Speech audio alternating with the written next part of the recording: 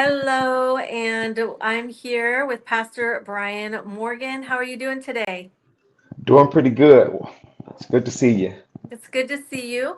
And I'm excited because you have a great background regarding mental health. So, if you could tell everyone about your background and how you've served the community, not only here, but other parts of America with mental health and what you do to help others.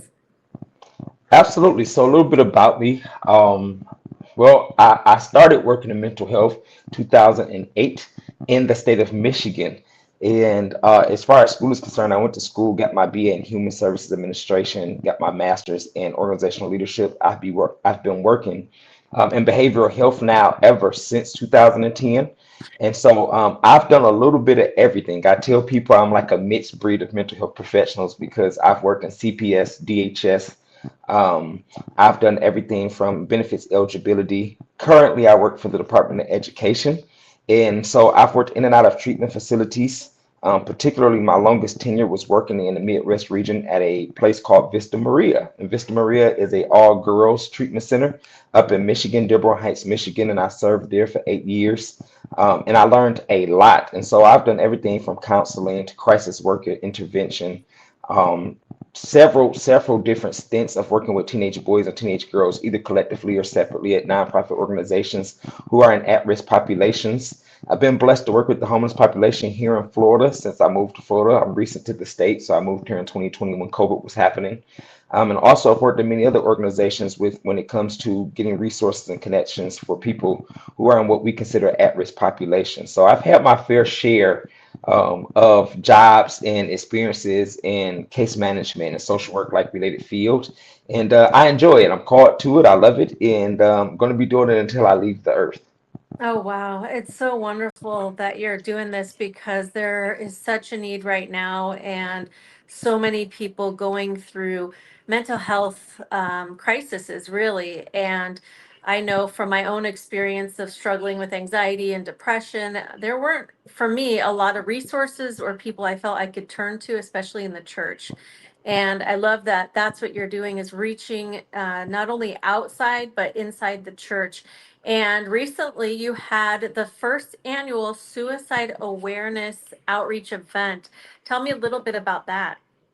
Yeah, so I am blessed. Back in 2020, I moved to Central Florida area where I joined the staff to plant a church called Vision Church over in the Groveland area, where Pastor Jonathan Brinkley is the pastor of that church. I serve as associate pastor of the church, and this year was our first year doing our suicide awareness event. So both he and I, in the church as a whole, have done different things in the past, but this was our first time as a church doing it. So we did an event to raise awareness to break the silence in the city of Groveland, which was recognized by the city of Groveland as well, where we brought many resources, many groups out to be able to be represented, to provide not only resources, but offer some encouragement, prayer, definitely just some love and support on people in the community.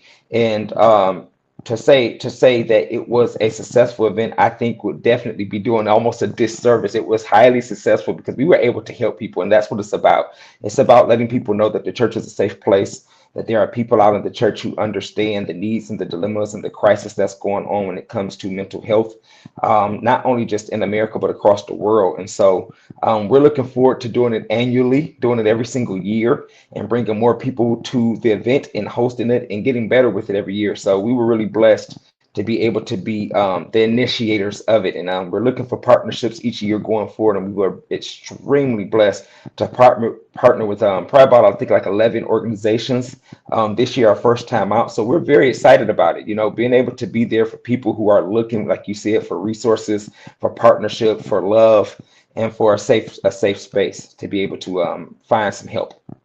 It was a great outcome. And when I went, I was so blessed to be in that atmosphere where everyone was ready to help, to pray, to give resources. And there was no judgment or feeling of heaviness. It was just so beautiful. And I am so thankful that you're doing this. And I know it's going to get bigger and reach a lot of the schools. And speaking of that, part of the reason I wanted to talk to you today is because in Seminole County, which is in Florida, there were 3 suicides over the past week, and that's a big number.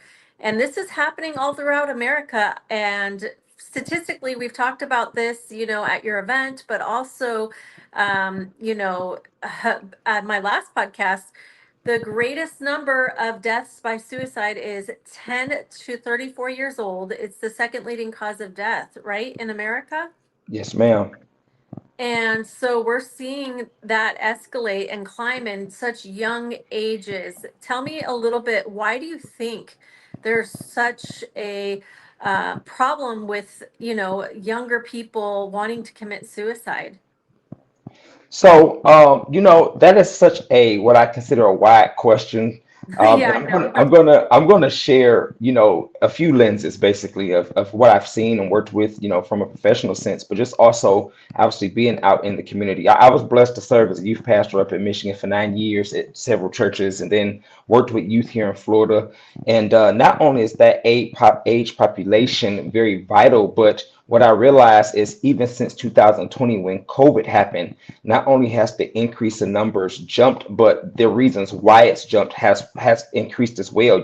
Previously before it may have been a behavioral health issue, it may have been untreated trauma, but now a lot of the things that go on is a lack of awareness, right? There are individuals, there are young people who are learning and educating themselves over the internet. They're hearing things, they're being influenced by things.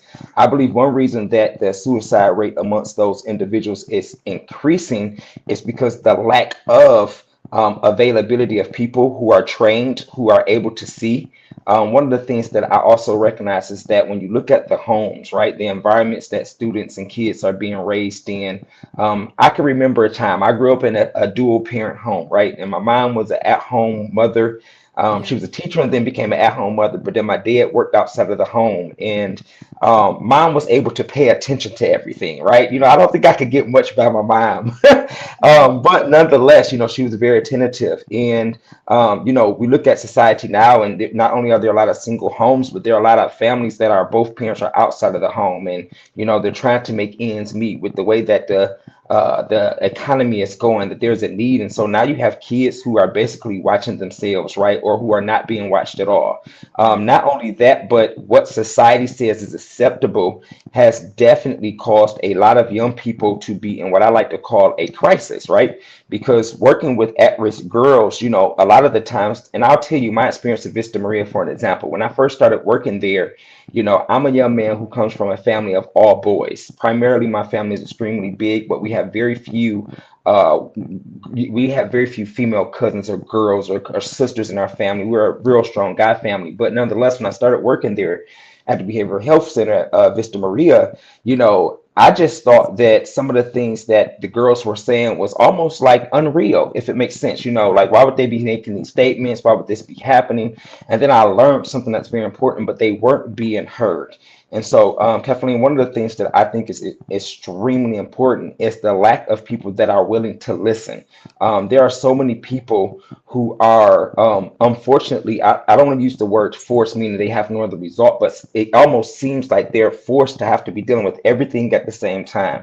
So maybe back in the day, you could go home and be okay telling mom what's going on. Well, now we have moms in crisis. We have kids in crisis. So not only can't mom hear from the child, but nobody's listening to mom.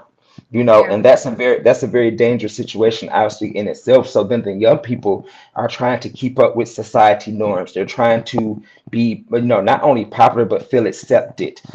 Between some of the changes in the what's acceptable in society, a lot of our teenage and young kids are trying to discover who they are. So there's identity issues, right? I don't really know who I am. I'm not properly being affirmed at home. I'm trying to discover, and so then I'm being a disappointment to others. I may not be getting told I'm loved, I'm accepted, which again, we don't have to agree with everything to be able to love one another, right? But Right. there are many young people who not only do they not feel accepted, but they also are not being told they're loved and are not being shown what love is. And as a believer, for me especially, knowing what love really is, right? Can I love you when we disagree? Absolutely, I can. Well, in some cases, we have a lot of families that have dysfunctional behavior.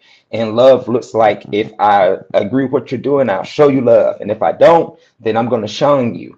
And Mm. so for our young people, due to COVID happening, during isolation and kids not only not being able to have community, right? You know, not only wasn't churches gathering and schools gathering, but social groups and being able to go places. Therapy went virtual completely for a while. You know, everything started becoming an opportunity for individuals to isolate. So a problem like suicide, for example, that is increasingly higher when people are able to isolate became enrichly even more higher.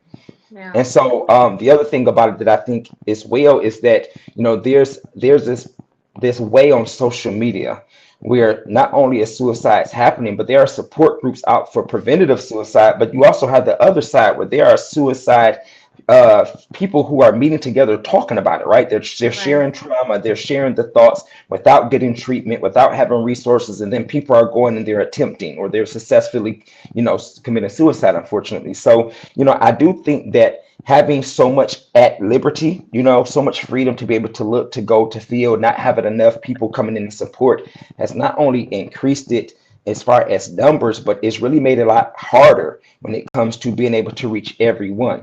Another thing that we discovered in 2020, 2021 as well is that the amount of mental health professionals available to be able to get to people, like I know that people suffer in silence, right? So some people weren't willing to share. They were just suffering, right? They weren't going to see a therapist. They weren't willing to talk to a pastor. They were just at home dealing with what they did. Some of us were, truth be told, probably told, you'll be all right. You're going to get through it. Well, when you have people who are not only, fighting things, but they're isolating, they don't have the support. And then you have this piece right here where it's, I can't talk to nobody because everybody's booked. So if I ever begin to want to talk to somebody, now that they're not available, again, that makes matters worse. Feelings of hopelessness are not only increased, but it's like, hey, nobody's here to be for me.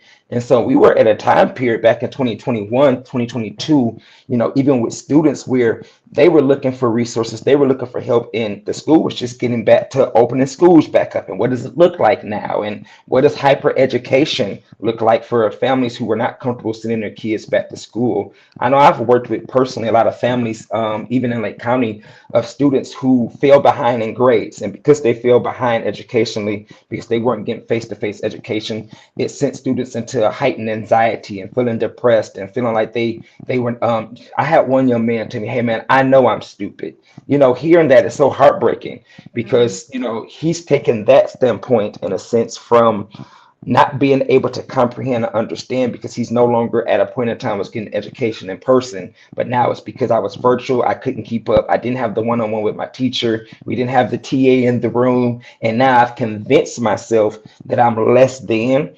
So there's a lot of contributing factors, unfortunately, that has increased the number of individuals who are not only I say completing, but committing suicide, but also having the ideation, the thoughts. And then the other piece about this that's extremely disheartening is that many people don't understand when someone near you commits suicide or you're aware, whether you're a student, statistics say that increases the probability that a person will now think about suicide. So now you Yeah. went from suicide not being talked about, maybe not being as loud in social media platforms, maybe in our communities, to now it's loud and we have students who are affected by it.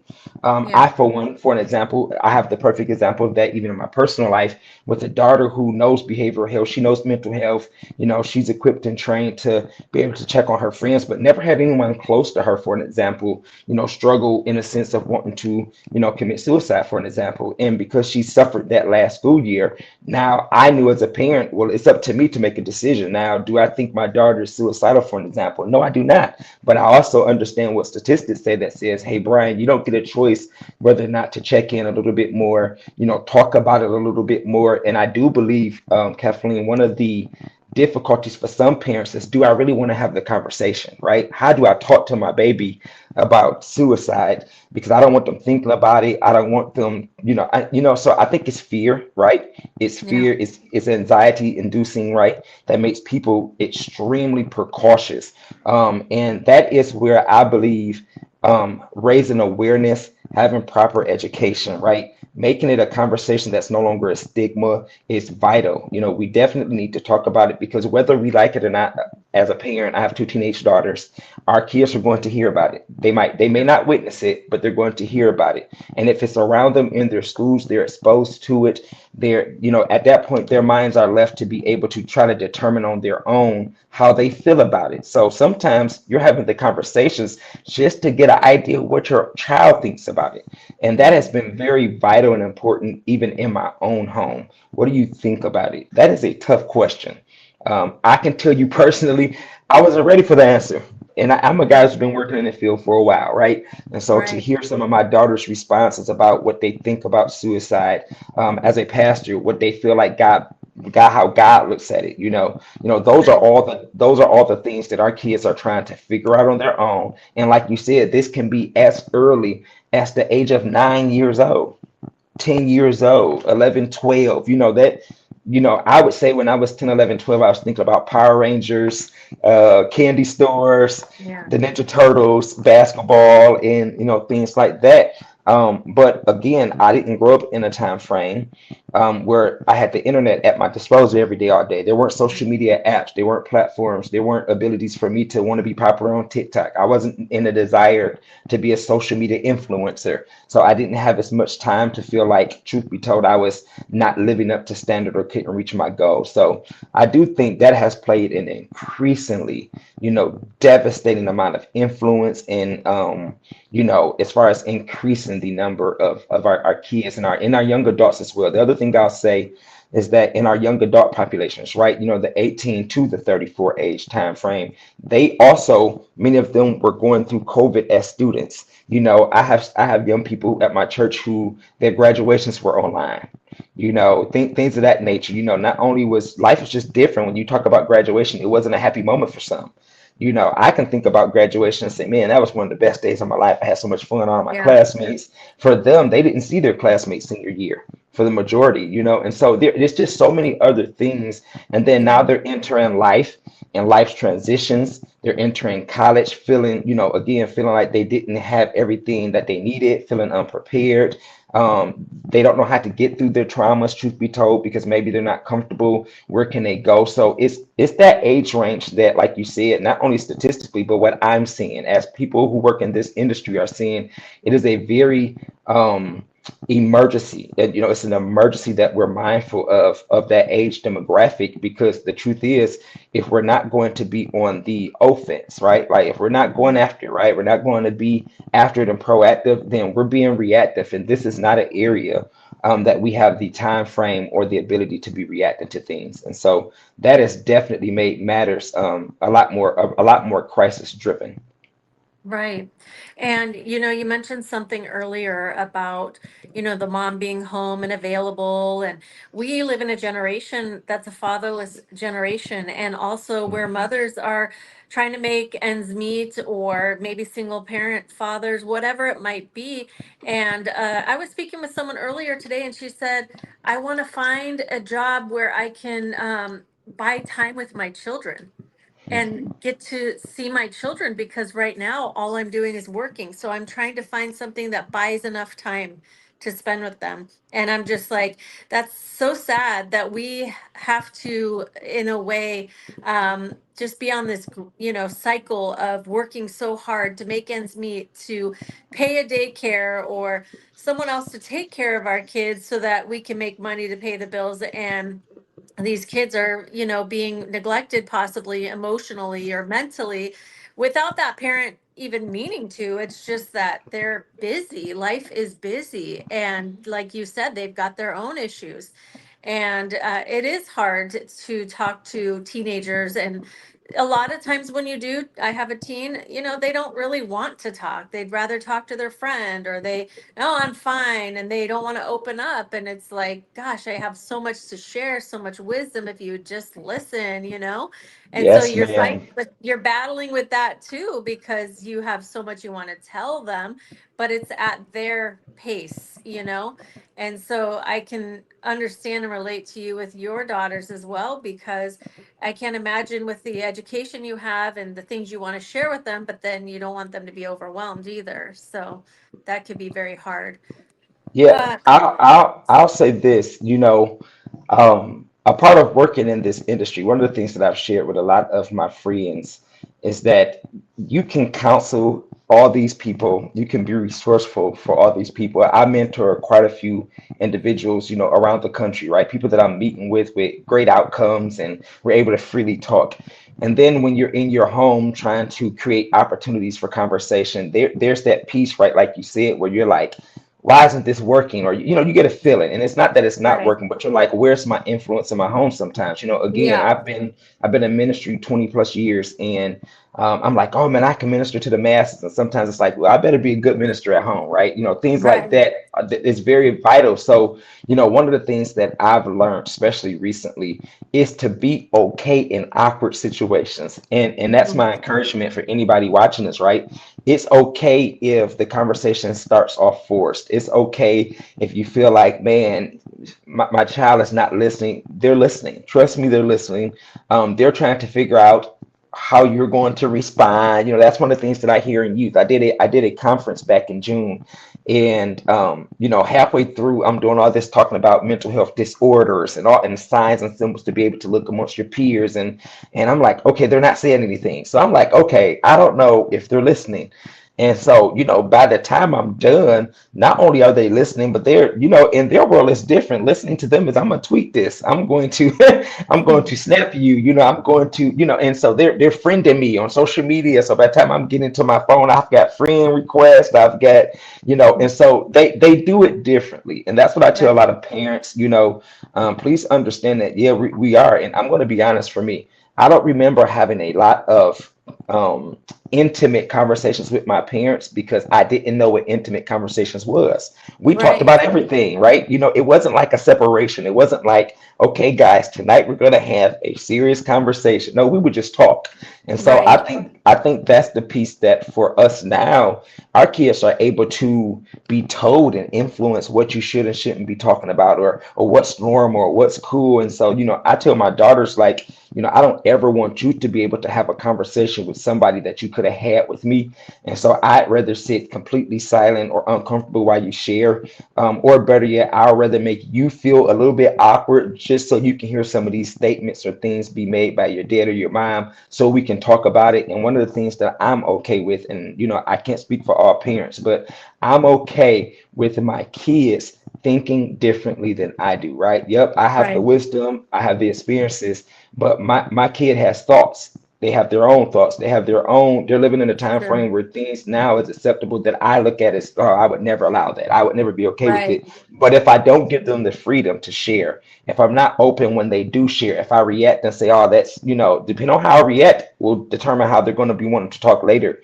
And so I Exactly. will I will say that that's our opportunity. Yeah, it's going to be awkward, and I've been through a ton of a ton of those awkward conversations. My kiddos have it bad because not only do I work in this field and mental health, but I'm a pastor, right? So they see me talking, having a lot of conversations. They're going to learn about stuff whether I have the conversations or not. They're going to see dad dealing with crisis and things with others, and so I have to have the conversations with them just because I know I'm the one exposing them to things that maybe I didn't want to expose them to at the time. Maybe they didn't need to see someone going through it. Maybe they didn't need to walk through, but because dad's out handling it or they're out with me in situations, they kind of caught wind. So, I really am very, very much an open parent, meaning being able to allow them to ask the questions while also asking nothing crazy, of course. Obviously, we have censorship and we have wisdom and discernment, but being able to say, hey, this happened at the school. What's going on at your school? Hey, I know these Right. kids, there's a group of kids, that are doing this, that, and the other. What you think about that? And just let them go. And, I've learned that that's their way of helping me understand where they're at. And so that's my encouragement too, for parents. Be okay being quiet. Be okay knowing that they see it differently than you do. It wasn't just until a few years ago that I realized that I was an uncle. I call it an uncle. They call me Unc. And, I'm fresh 40-year-old man and I feel 23, 24, and all the kids consider me old. And I'm like, I never looked at a 40-year-old as old. I thought my 40-year-old uncles were cool and they were still playing basketball with us trying to play football. Well, now I'm an old head as these young people are saying, and I'm like, That's so strange to me. Like it's so strange because there are people who are, obviously blessed to be older, but again, being able to be kind of okay in that uncomfortability for parents is vital because if the kids don't look at you as a safe space, they're not going to come to you. Whether they're our kids, our nieces, our nephews, the kids we mentor in the community, and that's the other thing too. Communities are not the same. I Mm-mm. used to I used to know where I could go in the community. I used to have the uncle that I could call. I used to know that hey, if I go down the street, Mrs. Smith is not going to let me act all out of control at her house. So I would go. Nowadays you don't see kids outside playing too much. You don't see many communities coming together. Never. Politics has jumped into everything. Everything. All these different topics and things that have caused people to just again isolate, separate, and now our kids are like, well, I can't tell my mom, so I'm going to tell my friend. And they don't understand that Uh-huh. they don't know what their friends are going through. So a lot of our kids Right. don't know where to go at all because they may not actually have anywhere to go. And they're telling their friends, and that's wonderful. They're telling someone, but they don't always know. They're the same age. So they're Yep. not going to have the wisdom that someone who is older would be able to share. So that makes it hard as well. Knowing, I mean, I got my friends, which is great, but they could give them bad advice at that age, you know? Yes, So ma'am. it's not easy. And, I know that there's a lot that you're doing. You're trying to reach so many, and I love it. And before we talk about your upcoming event, quickly, I would just like to give some pointers for people, if you could. Maybe they're struggling with something, maybe depression, or they're thinking about suicide, or just going through a really rough time. Can you give whoever's listening an encouraging word, maybe a glimpse of hope for anyone who's watching right now? And then we're going to talk about your event and how people can go there. It's going to be November, and it's on a Saturday, November 1st. I got that Yes, right, ma'am. right? Okay. Yes, ma'am. So just making sure I got a lot of dates in my mind. So yeah, Pastor, if you could just bring some hope to those who are struggling right now, what would you say to someone who's depressed or suicidal, who needs a glimpse of hope? Yeah, so here's what I would say to you, sir or ma'am. Going through what you're dealing with, one of the things that I love about God is all knowing. And before we ever get in situations or circumstances, God is the same God. The Bible says yesterday, today, and forever, right? So He's never changing. And we'll hear a lot about. Hopefully, we'll hear a lot about how much He loves us, but it's the truth. And so I know a lot of times we will do a number on ourselves, right? We'll make ourselves, may have gotten to this point. I don't know how I got here. Or maybe you do know how you got here. It could be divorce. It could be family trauma. It could be losing a job. Many people struggle with depression, anxiety for many different reasons. But here's the hope. The hope is that God promised in His word to us that He would never leave us nor forsake us. And even while we're in states of depression, God is still with us, right? And long as God is still with us, there's hope. And not only are there hope, but there are resources. Here's what I love Yes. about God.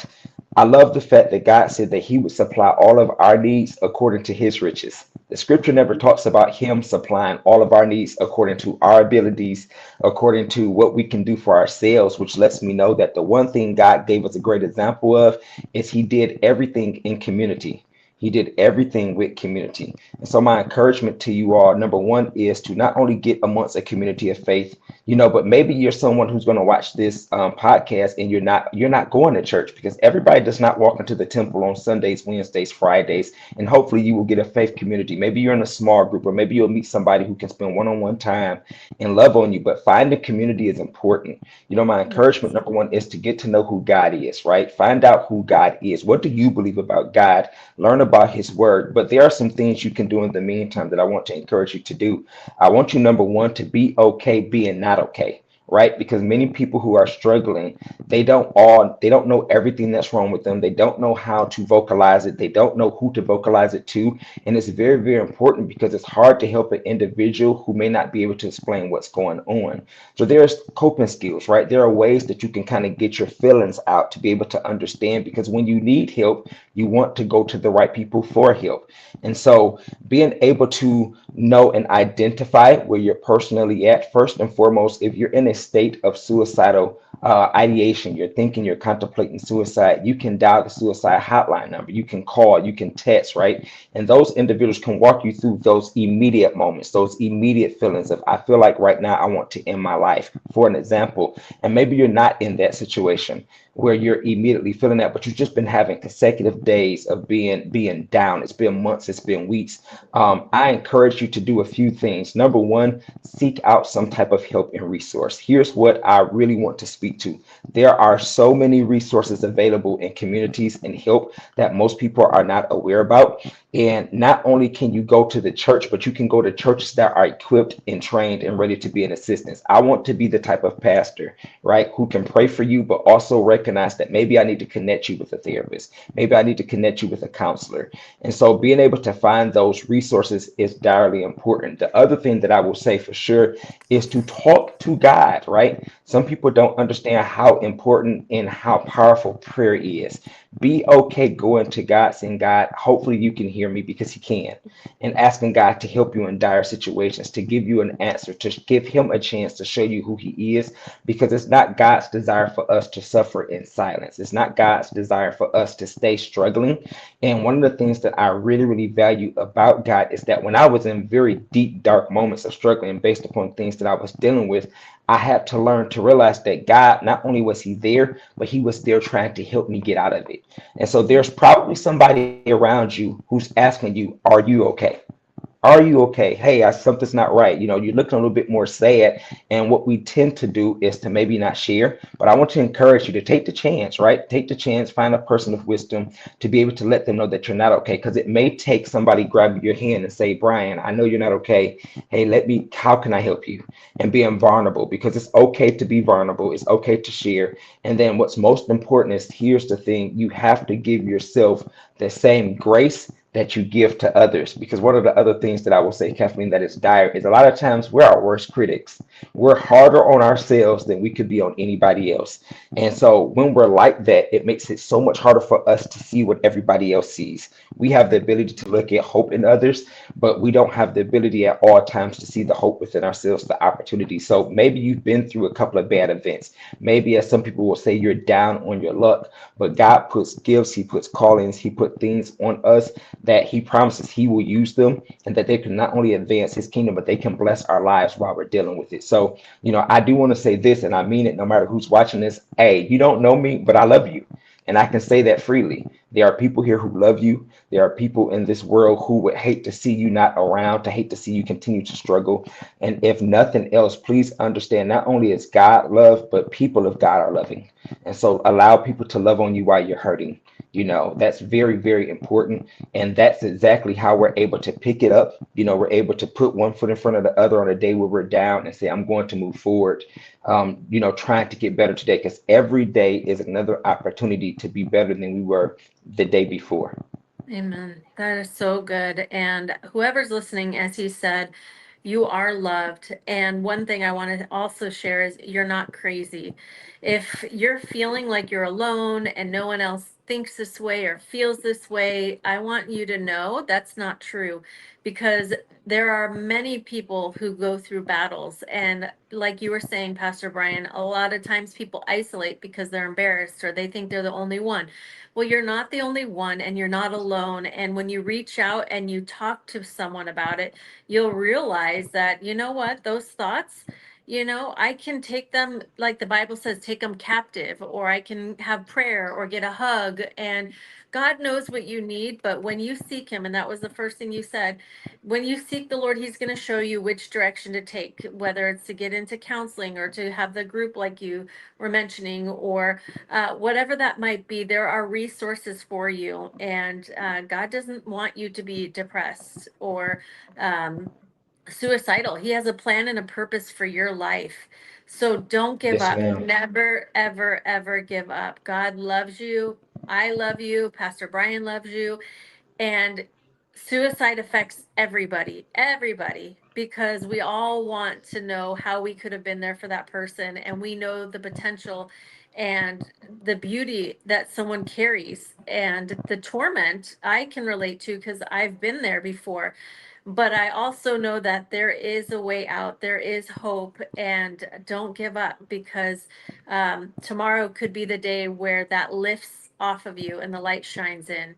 And I Amen. appreciate for you, Pastor Brian, you have a lot of resources, people coming together, the events coming up in November, November 1st of this year, which is 2025. So if you're watching this after, there'll be other events, and we'll give you the website where you can get in contact with Pastor Brian for other events. And tell me about who can come to this event and what will be there. Awesome. So, November 1st, 2025, I'm blessed to be hosting the Sound Mind Conference. And a little bit about the Sound Mind Conference. When I started working in this field, mental health field, I realized that what I was taught as a believer in church and what I was seeing professionally, they were taught to me that they wouldn't mix, but I started realizing that they mixed a lot. I just didn't know how to put together how to help, right? How do I help when I feel like it's no longer a war? Because for the longest, it was mental health versus God instead of understanding that God and mental health work collectively together. And so November 1st, we're having the Sound Mind Conference, 7432 State Road 50. It's going to be 10 a.m. to 2 p.m. And what we're doing that day is we're hosting some speakers. We're going to do some TED Talks. We're going to have some people that are going to get up and share on different topics, such as grief at an early age. There are so many people who not only know how to grieve, but there are so many people that don't know what's the proper way, right? So I know I'm grieving. I've suffered loss. I've suffered difficulty, but what's the right way to do it? Or what are some dangerous ways while I'm grieving? What are some reasons why? But also the what's the word? The significance of not grieving properly. How does that handle? How does that influence my mental health? We're going to talk about untreated trauma, misdiagnosis. We're going to hear someone get up and her name is Marla Godet, and she's from South Bend, Indiana. But she's going to talk about instead of making lemonade, eat your lemons. And that's really cool because we're in a society now where people don't want to go through nothing. They don't want to deal with anything. And so instead of trying to just deal with it, they're trying to find the sweetest way or the easiest way out and basically trying to avoid just maybe kind of working through those things. So how can I get my mind in a time frame or a step where I'm able to deal with the difficulty? So it's going to be good. We're offering lunch that day, and the conference itself is going to be phenomenal. You know, a great resource that people will be able to come. For those of you who have questions, for an example of, hey, I might need a psyche veil, right? I know there's something going on with me, but my insurances doesn't cover it. We've partnered with Family Life Counseling Center. We have other resources and community partners that are going to come that will help you understand how to go through the process of getting help. Maybe your insurance doesn't cover. Maybe you can't cover the copay. Maybe you don't have the resources for insurance, right? And you just need places to go. So we have partners and vendors and sponsors that are going to be there that are going to be able to give those resources, give directions,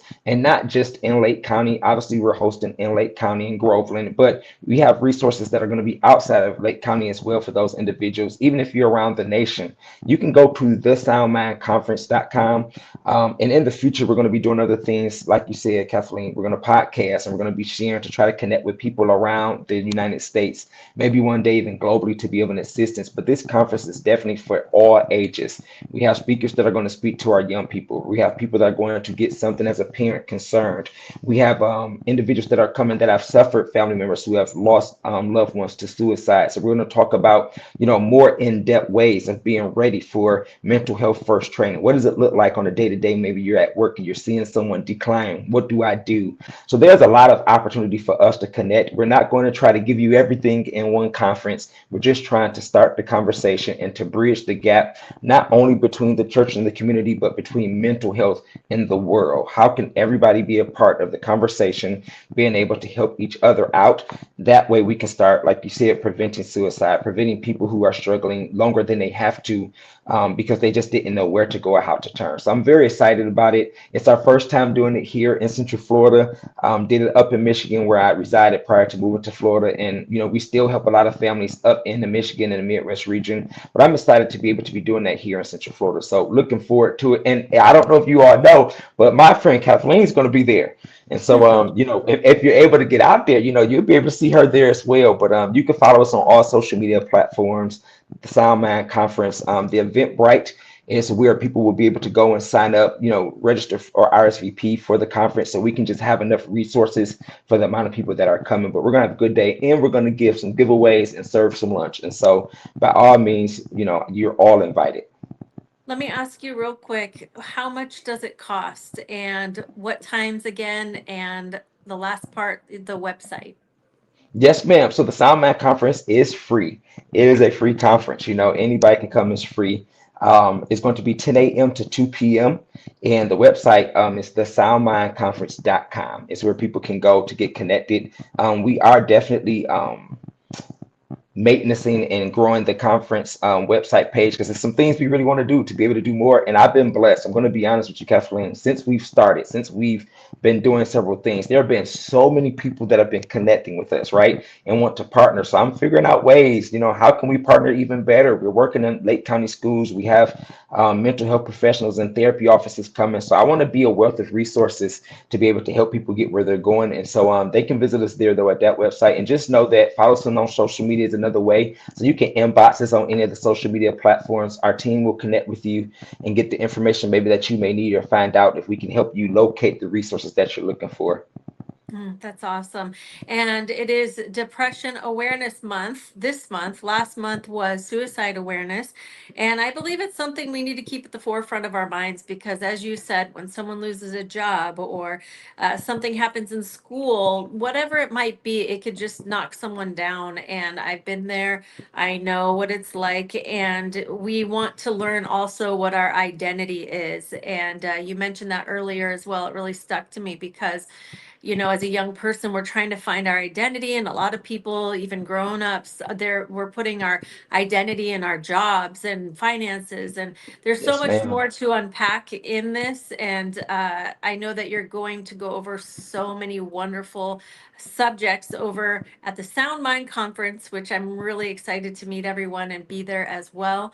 And you have a plethora of information that I just want to get out of you. So if it's okay with you, I'll have you back on to share more information. And also, I'm going to ask whoever's watching this, what would you like to know? Let me know in the comments, maybe what you'd like to ask Pastor Brian. If there's something you'd like us to discuss on our next meeting together, go ahead and put it in the comments and we'll talk about it. We'll answer your questions. And for now, I'm going to let you go because I've kept you this long. But if you're interested in going to the Sound Mind Conference, it's soundmindconference dot, is it .com or .com. Yes, ma'am. .com? .com. All right. Yes, ma'am. Anything else you want to say before we finish up? Nope, nope. I'm looking forward to being with everyone. And like you said, hopefully this is just the beginning of conversations being started and community being built. So I'm looking forward to the future. I am too. Thank you so much for being on this podcast and for all that you're doing out here. Florida needs you, so I appreciate you. Yes, ma'am. Well, thank you for having me. I really appreciate it. It's great seeing you again. All right, you as well. And everyone watching, God bless you. You are loved, cherished, and God has a purpose and a plan for your life. See you next time. See you next time.